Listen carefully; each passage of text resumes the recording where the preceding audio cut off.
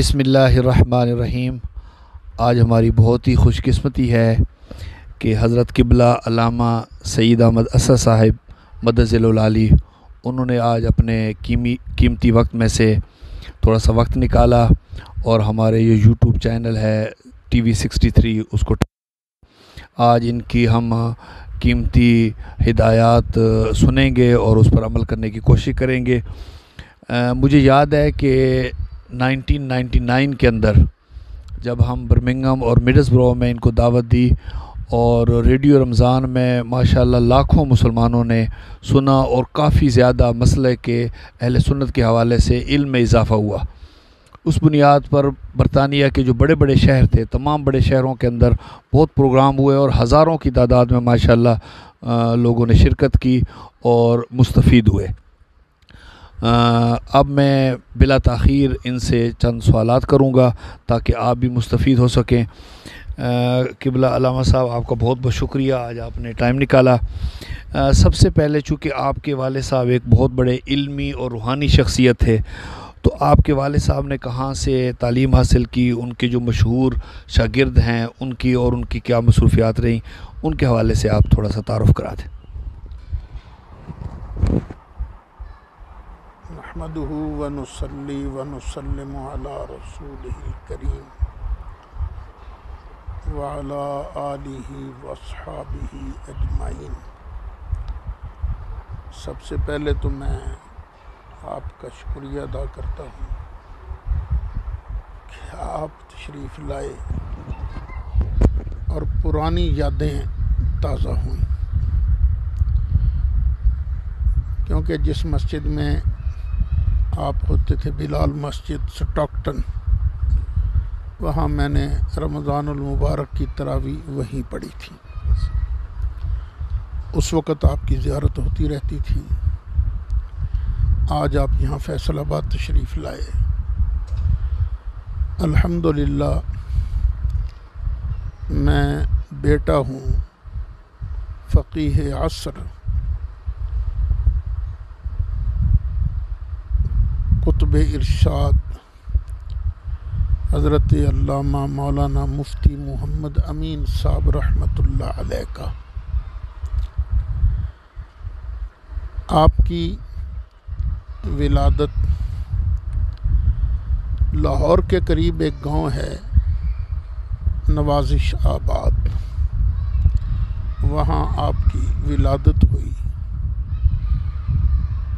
اور اتفاق سے جس رات آپ پیدا ہوئے وہ شب برات تھی،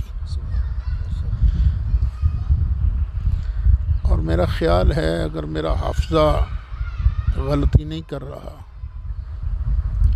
تو 1 مارچ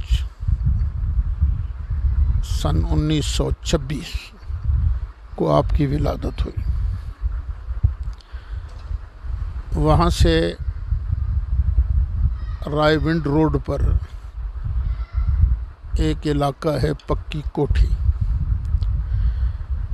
وہاں آپ تشریف لے جایا کرتے تھے سکول پڑھنے کے لیے۔ سکول کی تعلیم وہاں حاصل کی۔ پھر چونکہ ہماری دادی صاحبہ بھی اور ہمارے دادا جان بھی رحمۃ اللہ علیہما، اللہ ان کی قبروں کو نور سے منور فرمائے رکھے، وہ خود قرآن پاک پڑھاتے تھے دادی صاحبہ بچیوں کو اور دادا جان بچوں کو، تو گھر پر ہی قرآن شریف پڑھا تھا۔ پھر اپنے بڑے بھائی حضرت مولانا محمد حنیف صاحب رحمۃ اللہ علیہ، ان سے ہی کچھ ابا جی نے ابتدائی کتابیں پڑھی تھیں، اور یہ بھی اللہ کی شان ہے، بعد میں ہمارے تایا جان نے ابا جان سے بھی کچھ پڑھا تھا۔ یہ وہی امام ترمذی اور امام بخاری والی بات ہو گئی نا جی۔ پھر وہاں سے شرک پور شریف آپ تشریف لے گئے، وہاں حضرت میاں صاحب رحمۃ اللہ علیہ کا تو وصال ہو چکا تھا، حضرت شیر ربانی کا، اور ان کے جو بھائی تھے حضرت میاں غلام اللہ صاحب رحمۃ اللہ علیہ، یہ دور ان کا تھا۔ ان کے دور میں وہاں مدرسہ بھی تھا اور وہاں پڑھایا کرتے تھے محدث کبیر حضرت استاد الاساتذہ مولانا محمد غلام رسول صاحب رضوی رحمۃ اللہ علیہ، جن کی تفہیم البخاری مشہور ہے، وہ پڑھایا کرتے تھے۔ ابا جی قبلہ حاضر ہوئے تو عرض کیا کہ حضور میں پڑھنے کے لیے آیا۔ تو استاد چونکہ تھوڑے سے جلالی طبیعت تھے، پوچھنے لگے کیا پڑھو گے؟ انہوں نے عرض کیا حضور جو آپ پڑھائیں گے پڑھ لوں گا میں۔ ہدایہ پڑھو گے؟ جی پڑھ لوں گا۔ جس کتاب کا نام لیتے تھے آپ فرماتے تھے پڑھ لوں گا، اور الحمدللہ فرمایا کرتے تھے کہ میں نے اسی سال ہدایہ شریف پڑھا تھا۔ ٹوٹل 3 سال تک استاد صاحب کی خدمت میں شرک پور شریف رہے، وہیں پڑھتے رہتے تھے۔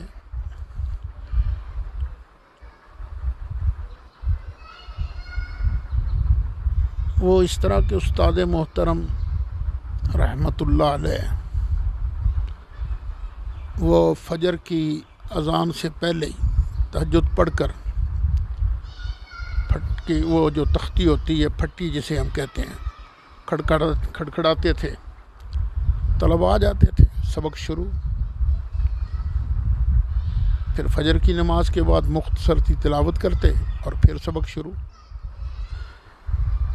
کافی سبق وہ روز پڑھایا کرتے تھے، اور ابا جی قبلہ جو سبق بھی شروع ہوتا اس میں بیٹھ جاتے تھے۔ یوں آپ نے صرف 3 سال کے اندر درس نظامی کا سارا سلیبس مکمل فرمایا۔ یہ ایک ریکارڈ ہے۔ سبقوں کا بوجھ زیادہ تھا تو آپ کی پہلی بیعت تھی للہ شریف، حضرت خواجہ محمد مقبول الرسول صاحب رحمۃ اللہ علیہ، ان کے ہمارے خاندانی پیر تھے، مرشد خانہ وہ تھا۔ تو ابا جی نے خط لکھا جی اسباق کی زیادتی ہے، تو اگر درود شریف والا وظیفہ تھوڑی دنوں کے لیے موقوف کر دیا جائے تو ذرا سہولت ہو جائے گی، کیونکہ اس وقت بھی درود شریف کافی پڑھا کرتے تھے۔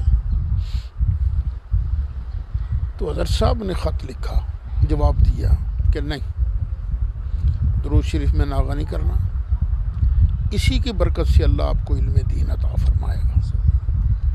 تو شروع ہوئی سے درود شریف کے ساتھ ان کو والہانہ محبت، عشق۔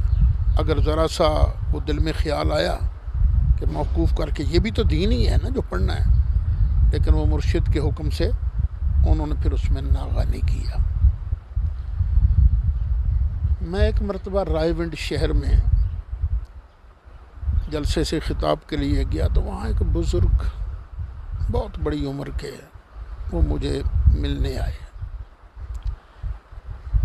اور مجھے کہنے لگے صاحبزادہ جی میں تیری زیارت کے لیے آیا ہوں۔ مجھے حیرانی ہوئی، کیونکہ چھوٹی عمر کا آدمی کہے میں زیارت کے لیے آیا ہوں، وہ سمجھ میں آتی ہے بات، یا چلو برابر عمر کا ہو یا 2-3 سال بڑا، وہ بھی سمجھ میں آتی ہے بات، لیکن وہ اتنی بڑی عمر کے، میرے والد صاحب سے بھی شاید ان کی عمر زیادہ تھی، تو وہ کہیں کہ میں نے کہا جی مجھے سمجھ نہیں آئی۔ تو وہ کہنے لگے صاحبزادہ جی تو انہوں سمجھ بھی نہیں آنی۔ پھر انہوں نے اپنا نام بتایا، میں وہ نام بھول رہا ہوں، اور کہنے لگے کہ میرے والد کا نام ہے نواب دین، یہ حضرت ثانی صاحب رحمۃ اللہ علیہ کے خادم خاص تھے۔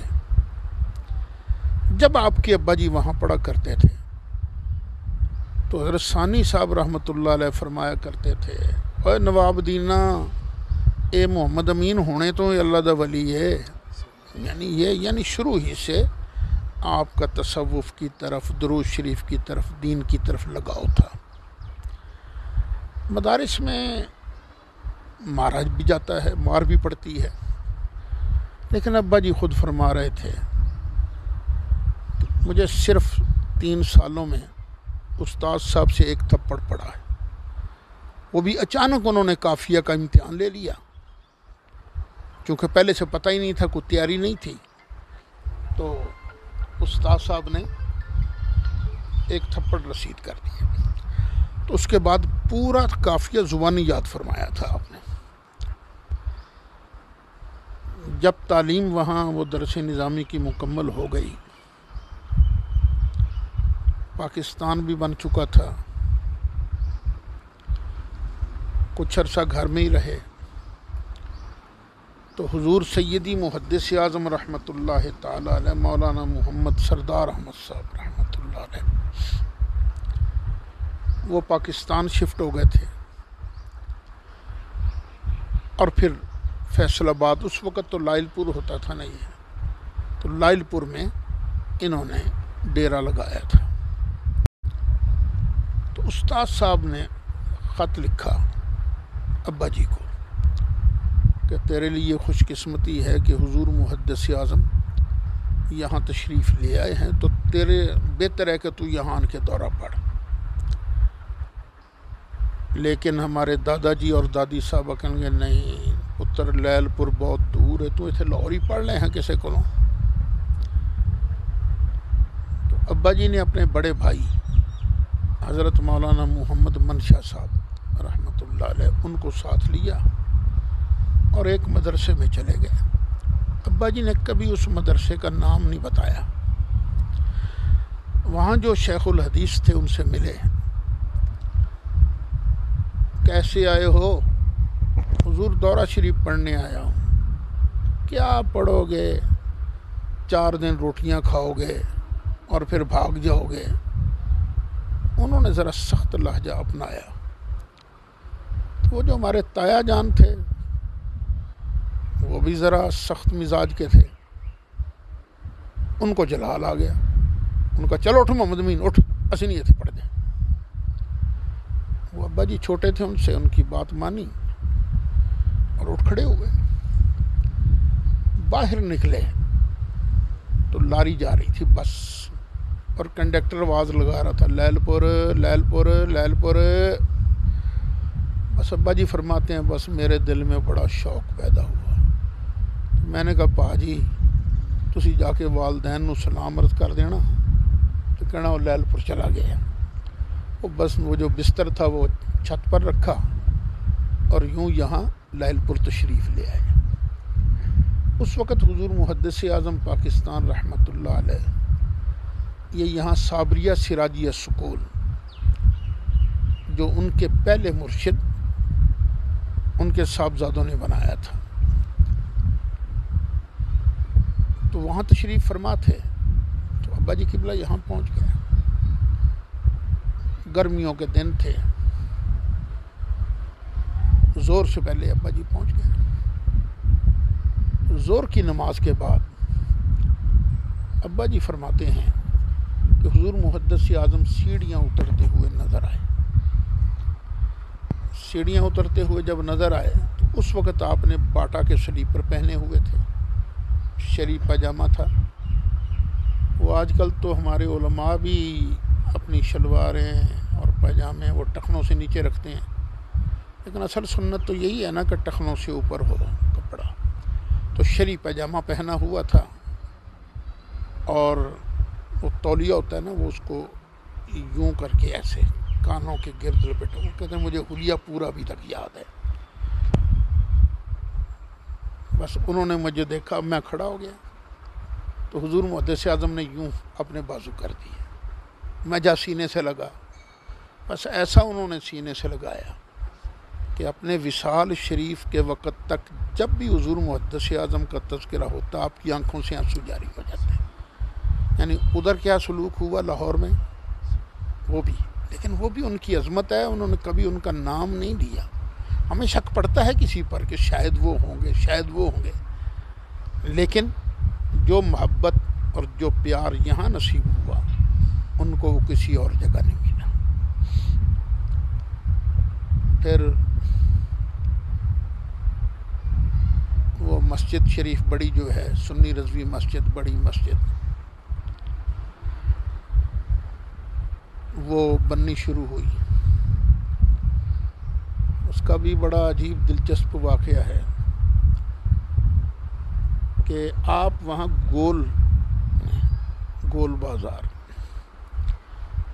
وہاں ایک چھوٹی سی مسجد تھی، شاہی مسجد، شاہی پہلوان ہوتا تھا اس کے نام سے مسجد چھوٹی، وہاں آپ نے ڈیرا لگایا تھا، وہیں سبق وقت ہوتے تھے، اور جمعہ کے لیے یہ جگہ خالی پڑی تھی جہاں آج مسجد ہے، تو جمعہ یہاں پڑھایا کرتے تھے، اور دن بدن مجمع بڑھتا گیا، جا رہا تھا، تو جو مخالفین تھے اہل سنت کے انہوں نے جا کے شکایت لگائی۔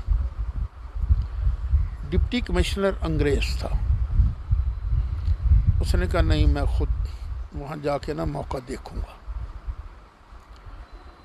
وہ ہمارے جتنے وہ ساتھی تھے، خدام تھے حضور محدث اعظم کو، وہ بڑے خوش ہوئے کہ وہ آ رہا ہے تو اچھا ملاقات ہو جائے گی۔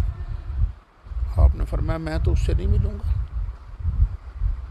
اب یہ پریشان ہو گئے، وہ ڈی سی آئے گا تو یہ نہیں ملیں گے تو کیا ہوگا؟ فرمایا میں بس پڑھاتا رہوں گا، اس نے دیکھنا ہوگا دیکھ لے گا، ٹھیک ہے اللہ کو جو منظور۔ وہ حضرت کا روب بڑا تھا، خدام بھی خاموش ہو گئے۔ اللہ کی شان، وہ آیا، کھڑا ہو گیا، سبق سنتا رہا، حضور پڑھاتے رہے، حضور محدث اعظم رحمۃ اللہ علیہ۔ پھر اس نے ان ساتھیوں کو کہا آؤ مجھے جگہ دکھاؤ جہاں جمعہ پڑھتے، کہاں تک تم جگہ گھیرتے ہو؟ انہوں نے کہا جی یہاں تک۔ اس نے کہا نہیں یہ جگہ چھوٹی ہے اور آگے تک کی جگہ گھیرو۔ تو ان کے اخلاص کو اللہ تعالیٰ نے قبول فرمایا اور یہ بڑی مسجد بن گئی۔ پھر حضور محدث اعظم نے فرمایا،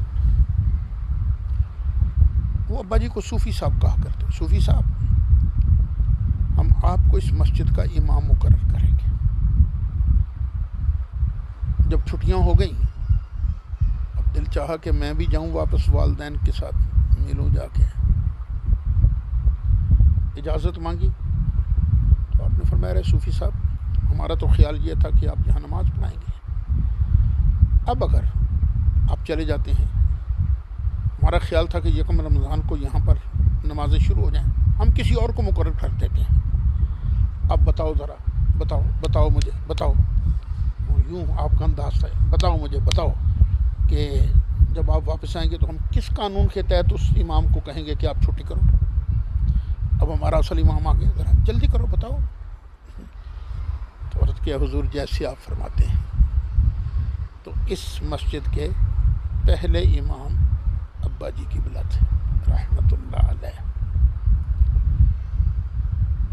پھر اس کے بعد یہ قریبی محلہ ہے ایک گوشالہ کی مسجد میں، وہاں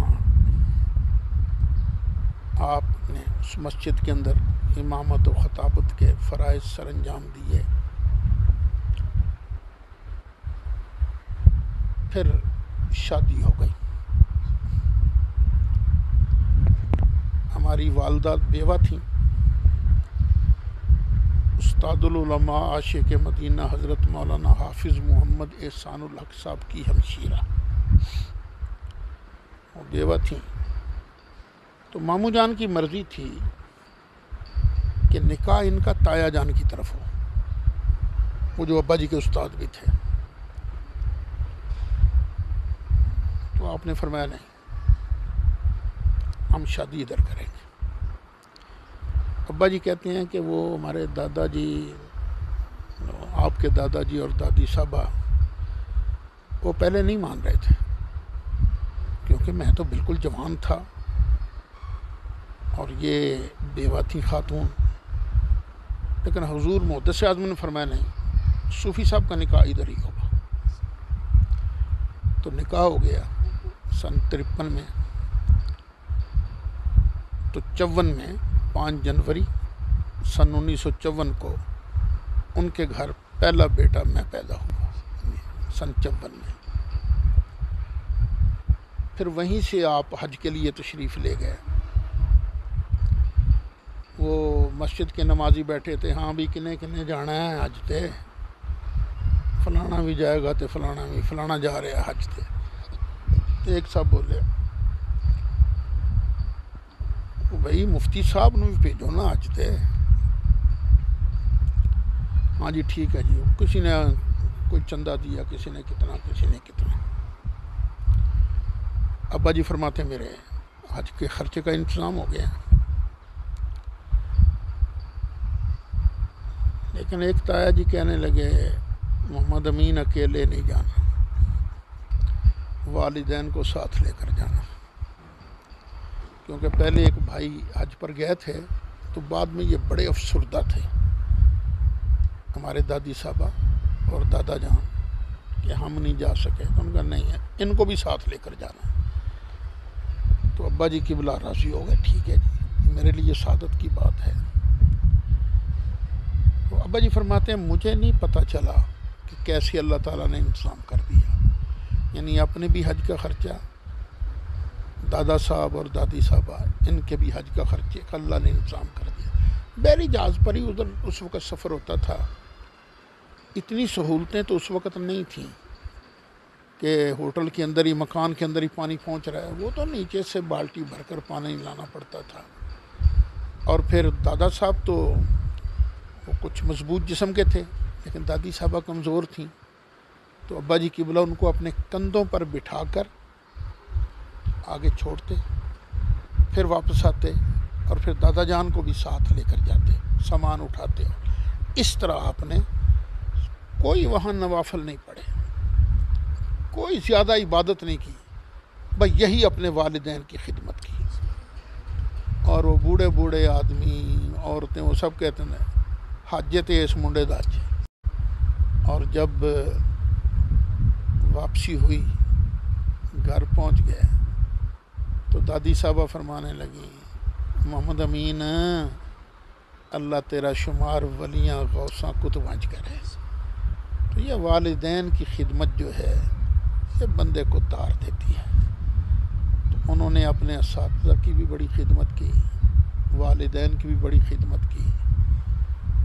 پھر جو آدمی والدین کی خدمت کرتا ہے اللہ پھر اس کو خالی تھوڑی چھوڑتا ہے جی۔ پھر جب وہ بوڑھے ہو جاتے ہیں تو اللہ ان کی خدمت کے لیے بندے مقرر کر دیتا ہے۔ ہم نے دیکھا بڑا ذوف آ گیا تھا، کئی سال تک آپ صاحب فراش رہے، لیکن اللہ نے خدمت کے لیے بندے بھیجے تھے۔ اور یہ بھی ایک مرتبہ پھر ان کی بیعت ہو گئی، گلوار شریف والے حضرت صاحب جو ہیں، حضرت خواجہ قاضی محمد صادق صاحب رحمۃ اللہ علیہ، ان کے ہاتھ پر بیعت کر لی۔ صرف ایک مرتبہ انہوں نے فرمایا تھا مفتی صاحب فقیر نیت تین نشانیاں ہونیاں، لا تامے، لا مانے، لا جامے۔ وہ تما بھی نہیں کرتا، اور اگر کسی طرف سے آئے تو منع بھی نہیں کرتا۔ کیوں؟ اس لیے کہ وہ سمجھتا ہے یہ اصل یہ دینے والا یہ تھوڑی ہے، وہ تو اللہ تعالیٰ دینے والا ہے نا۔ پھر آگے لا جامع جو آتا ہے اس کو جمع بھی نہیں کرتا۔ بس اس کے بعد ابا جی نے کبھی جمع بھی نہیں کیا، جمع بھی نہیں کیا۔ ایک دن مجھے فرمانے لگے کسی کا نام لے کر کہ ان سے کچھ مریدوں نے پوچھا حضور کسی پیر صاحب سے، حضور تسی اپنے صاحبزادہ صاحب واسطے کی چھڑ کے جا رہے ہو؟ تو انہاں فرمایا کہ جے تے میرے طریقے تے رہے گا تے بھکھا نہیں مردا، جے میرے طریقے تے نہ رہا تے مینوں کی؟ یہی بات مجھے فرمائی، پتر جے تو میرے طریقے تے رہیں گا تے بھکھا نہیں مردا تو جے تو میرے طریقے تے نہ رہا تے پھر مینوں کی؟ یہ کیا تربیت کا انداز تھا۔ الحمدللہ اللہ کریم نے مجھے عقیدہ اہل سنت پر ثابت قدم رکھا ہے۔ میں اسی کی تبلیغ میں نے اپنے جلسوں میں بھی کی ہے، اور میں دوسرے حضرات کے جلسوں میں بھی جاتا ہوں، ایک لمحے کے لیے بھی کوئی ایسا لمحہ نہیں آیا کہ قدم ڈگمگائے ہوں، نہیں، وہاں پر بھی جا کر جو سچا عقیدہ ہے وہی بیان کیا ہے۔ یہ سب میری والد ماجد کی دعائیں ہیں۔ ماشاءاللہ، یہ تھے حضرت علامہ قبلہ سید احمد اسد صاحب مدظ العالی، جو اپنے والد حضرت علامہ قبلہ مفتی امین صاحب رحمۃ اللہ علیہ ان کے مختصر سوانح حیات بتا رہے تھے۔ ٹائم چونکہ بہت کم ہے، تو بس اللہ رب العزت کی بارگاہ اقدس میں دعا ہے کہ رب کائنات آقا دو جہاں صلی اللہ علیہ وسلم کے نالین پاک کے تصدق سے ان جیسے علماء کے نقش قدم پر چلنے کی توفیق عطا فرمائے۔ آپ کے اگر کوئی مشورہ ہو، کوئی اوپینین ہو، آپ کمنٹ میں لکھ سکتے ہیں۔ شکریہ، والسلام۔